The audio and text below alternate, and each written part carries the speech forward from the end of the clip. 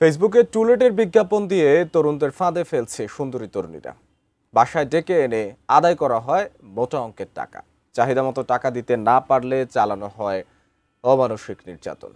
এছাড়া বিভিন্নভাবে প্রতারণার ফাঁদে ফেলে এই চক্রটি তরুণদের সর্বনাশ করেছে। যাদের মূল টার্গেট ছিল শহরে পড়তে আসা ছাত্ররা। অবশেষে চক্রের 2 নারীকে আটক করেছে পুলিশ। ময়মনসিংহ থেকে আব্দুল মান্নান পল্টনের পাঠানো তথ্য ও ছবিতে ডেস্ক রিপোর্ট।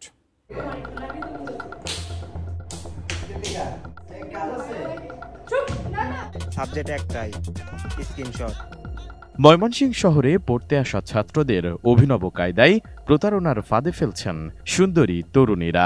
সাবলেটের নামে বাসায় ডেকে নিয়ে আটকে রেখে মারধর ও ব্ল্যাকমেইল করে চক্রটি। এ ঘটনায় 2 তরুণীকে আটক করেছে পুলিশ। এরপর সামনে আসতে থাকে নানা চাঞ্চল্যকর তথ্য। 12-14 গুলোকে প্রেম কইরা আমগুলোকে ভাব দেহান্ডা মানায় না। নগরের ভুলকিবাজি এলাকার ফখরুজ্জামান টাওয়ারে বাসা ভাড়া নিয়ে সেখানে নিজেদের আধিপত্য বিস্তার করেছে প্রতারকরা। প্রতারণার শিকার যুবক আনন্দমোহন কলেজের শিক্ষার্থী। তার অভিযোগ, ফেসবুকে টুলেট বিজ্ঞাপন দেখে বাসা দেখতে গেলে একটি নারী চক্র তাকে আটকে রেখে মারধর করে। পরে তার মোবাইল, ল্যাপটপ এবং নগদ 25,000 টাকা নিয়ে যায়। আমি দুপুর 12টার দিকে একটা টুলেটে বিজ্ঞাপন দেখতে পাই যে 1 রুমের বাসা ভাড়া দেওয়া হবে।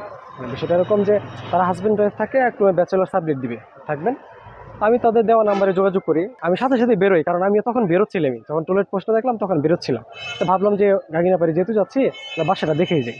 পরে তাদেরকে যোগাযোগ করে তাদের বাসায় তারা আমাকে নিয়ে যায়। নিয়ে যাওয়ার পরে তাদের যে রুমটা ফাঁকা আছে ওইটাতে আমাকে তারা ঢুকায় যে এই রুমটা ভাইয়া দেখো। তো আমি যখন রুমে ঢুকি, রুমে ঢোকার সাথে সাথে পিছনের রুম থেকে আরও 4 জন ছেলে আর 4 জন মেয়ে তারা বের হয় এখান থেকে। তাদের হাতে ধারালো অস্ত্র ছিল। আমাকে তখন থেকে তারা শারীরিকভাবে নির্যাতন করা শুরু করে যে আমার কাছে যা আছে তাদের দিয়ে দিতে হবে, না হলে আমাকে মেরে ফেলবে। অনেকক্ষণ তারা আমার কাছ থেকে, আমি অনেক রিকোয়েস্ট করার পরে যে না আমি কেন দেবো, আসলে আমাদের স্টুডেন্ট মানুষ সব কিছু বোঝায় যে আমি তো আসলে কিছু করি নাই, কেন আসলে আমার সাথে এরকম হচ্ছে। তারা আমার কথা শুনে না, বরং আমাকে তারা আরও নির্যাতন করা শুরু করে।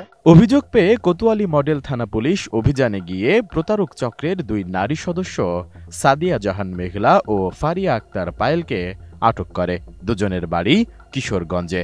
সাদিয়া ময়মনসিংহ কমার্স কলেজ থেকে HSC পাশ করেছেন এবং ফারিয়া আক্তার স্থানীয় এক কলেজের 11 শ্রেণীর ছাত্রী।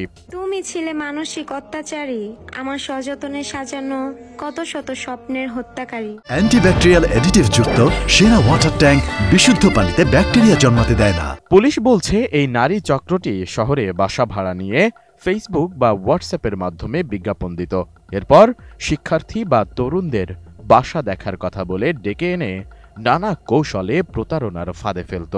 তারা বিভিন্ন টোপ ফেলে, যেমন বাসা ভাড়া দেওয়া হবে, তারই ধারাবাহিকতায় আমাদের যে মামলার ভিকটিম তাকে আপনার এই বাসা ভাড়ার কথাকে তাকে ওই 4 জন মেয়ে আর তাদের সাথে আরও কিছু ছেলে ছিল, তারা তাদেরকে টর্চারিং শুরু করে, মারপিট করে তার আইফোন, ল্যাপটপ এবং তার সাথে থাকা 5,000 টাকা তারা নিয়ে যায়।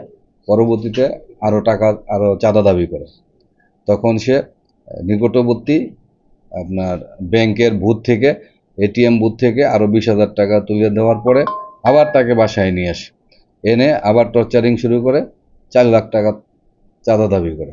একটা পর্যায়ে সে, তার বাবা অসুস্থ, কিডনি সমস্যা, ক্যান্সার, এই সমস্ত বলার পরেও তার প্রতি নিষ্ঠুর আচরণ শুরু করে। তখন তাদের মধ্যে একজনে বলে, ঠিক আছে, বাবার যেহেতু ক্যান্সার, ওকে এবারের যাত্রায় মেরে ফেলার দরকার নেই, তাকে ছেড়ে দাও। ওই ছেলে বের হয়ে থানায় আসার সাথে সাথে আমাদেরকে জানানোর পরে আমাদের একাধিক টিম সেখানে কাজ শুরু করে এবং তাৎক্ষণিক আমরা এই হানি ট্র্যাপের সদস্যদের 2 জনকে গ্রেপ্তার করতে সক্ষম হই এবং তাদের জিজ্ঞাসাবাদের মাধ্যমে আমাদের যে ভিকটিম তার হারানো ল্যাপটপ, মোবাইল ফোন এবং তার থেকে নেওয়া 5 এবং 20 টোটাল 25,000 টাকা উদ্ধার করতে সক্ষম হই। তাই এই আসামিদের বিরুদ্ধে নিয়মিত মামলা এবং তাদেরকে জিজ্ঞাসাবাদ করে আরও আসামিদের নাম ঠিকানা পাওয়া গেছে। তাদেরকে গ্রেপ্তার অভিযান অব্যাহত আছে। আইনগত ব্যবস্থা নিয়ে আর 2 জন আসামিকে আমরা এই মামলায় গ্রেপ্তার দেখে বিজ্ঞ আদালতে সোপর্দ করেছি।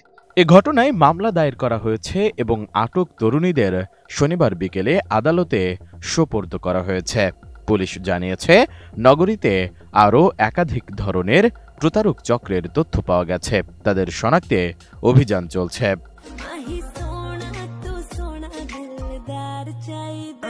Desk report, ATN news.